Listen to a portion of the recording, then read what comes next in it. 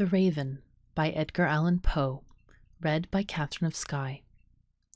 Once upon a midnight dreary, while I pondered, weak and weary, over many a quaint and curious volume of forgotten lore, while I nodded, nearly napping, suddenly there came a tapping, as of someone gently rapping at my chamber door. "'Tis some visitor," I muttered, tapping at my chamber door. "Only this, and nothing more." Distinctly I remember it was in the bleak December, and each separate dying ember wrought its ghost upon the floor. Eagerly I wished the morrow, vainly I had sought to borrow from my books surcease of sorrow, sorrow for the lost Lenore, for the rare and radiant maiden whom the angels name Lenore, nameless here forevermore. And the silken, sad, uncertain rustling of each purple curtain thrilled me, filled me with fantastic terrors never felt before, so that now, to still the beating of my heart, I stood repeating, "'Tis some visitor entreating entrance at my chamber door, some late visitor entreating entrance at my chamber door. This is it, and nothing more." Presently my soul grew stronger, hesitating then no longer. "Sir," said I, "or madam, truly your forgiveness I implore. But the fact is I was napping, and so gently you came rapping, and so faintly you came tapping at my chamber door, that I scarce was sure I heard you. Here I opened wide the door. Darkness there, and nothing more. Deep into that darkness peering, long I stood there wondering, fearing, doubting, dreaming dreams no mortal ever dared to dream before. But the silence was unbroken, and the stillness gave no token. And the only word there spoken was the whispered word, "Lenore?" This I whispered, and then an echo murmured back the word, "Lenore." Merely this, and nothing more. Back into the chamber turning, all my soul within me burning, soon again I heard a tapping somewhat louder than before. "Surely," said I, "surely this is something at my window lattice. Let me see then what thereat is, and this mystery explore. Let my heart be still a moment, and this mystery explore. 'Tis the wind and nothing more." Open here I flung the shutter, when, with many a flirt and flutter, in there stepped a stately raven of the saintly days of yore. Not the least obeisance made he, not a minute stopped or stayed he, but with mien of lord or lady perched above my chamber door, perched upon a bust of Pallas just above my chamber door, perched and sat, and nothing more. Then this ebony bird beguiling my sad fancy into smiling, by the grave and stern decorum of the countenance it wore.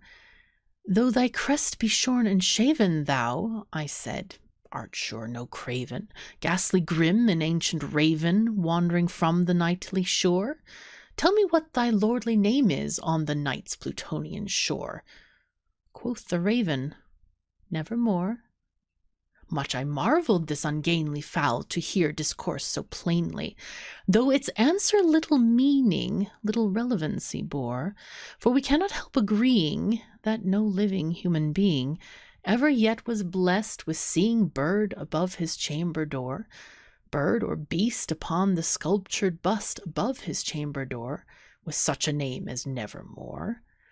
But the raven, sitting lonely on the placid bust, spoke only that one word, as if his soul in that one word he did outpour. Nothing farther than he uttered, not a feather than he fluttered, till I scarcely more than muttered, "Other friends have flown before. On the morrow he will leave me, as my hopes have flown before." Then the bird said, "Nevermore." Startled at the stillness broken by reply so aptly spoken, "Doubtless," said I, "what it utters is its only stock and store, caught from some unhappy master whom unmerciful disaster followed fast and followed faster, till his songs one burden bore, till the dirges of his hope that melancholy burden bore, of never, nevermore. But the raven, still beguiling all my fancy into smiling, straight I wheeled a cushioned seat in front of the bird and bust and door.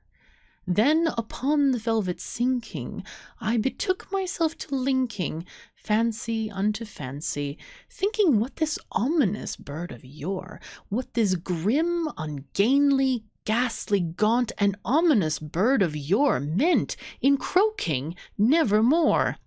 This I sat engaged in guessing, but no syllable expressing, to the fowl whose fiery eyes now burned into my bosom's core. This and more I sat divining, with my head at ease reclining on the cushion's velvet lining that the lamplight gloated o'er, but whose velvet violet lining with the lamplight gloating o'er she shall press, nevermore. Then, methought, the air grew denser, perfumed from an unseen censer, swung by seraphim whose footfalls tinkled on the tufted floor. Wretch, I cried, thy God had lent thee, by these angels he had sent thee, respite and nepenthe from thy memories of Lenore. Quaff, oh quaff this kind nepenthe, and forget this lost Lenore.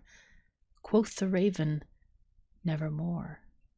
Prophet, said I, thing of evil, prophet still, if bird or devil, whether tempter sent or whether tempest tossed thee here ashore, desolate yet all undaunted, on this desert land enchanted, on this home by horror haunted, tell me truly, I implore, is there balm in Gilead? Tell me, I implore. Quoth the raven, nevermore. Prophet, said I, thing of evil, prophet still, if bird or devil, by that heaven that bends above us, by that God we both adore, tell this soul with sorrow laden, if within the distant Eden it shall clasp a sainted maiden whom the angels name Lenore, clasp a rare and radiant maiden whom the angels name Lenore.